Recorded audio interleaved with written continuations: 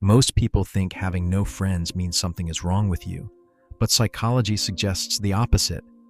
If you have very few friends, you might actually have these 5 rare personality traits. Let's break them down. One reason some people have very few friends is simple. They cannot tolerate fake personalities. They notice when someone is pretending, gossiping, manipulating, or wearing a social mask.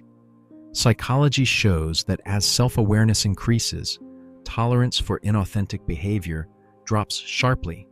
So instead of surrounding yourself with people who feel artificial, you choose distance, not because you hate people, but because your mind values honesty more than social comfort. Many people chase large social circles, but some minds work differently. They are not avoiding relationships, they are avoiding shallow relationships. Surface-level conversations feel draining. Small talk feels pointless. You would rather have one meaningful conversation about ideas, life, psychology, or purpose than dozens of empty interactions. Because for you, connection only matters when it has depth. Some people have a nervous system that processes social information much more intensely. Psychology often calls this high social sensitivity. During conversations, your brain is constantly reading emotions, analyzing tone, observing behavior, and processing subtle signals. All of that requires mental energy. So after social interaction, your mind naturally needs time alone to recharge. Not because you dislike people, but because your brain works harder during social contact. Many people rely heavily on social validation. They need others around them to feel entertained, motivated, or secure. But people with fewer friends often operate differently. They are comfortable in their own company. They can solve problems alone. They can entertain themselves. They can spend long periods exploring their own thoughts.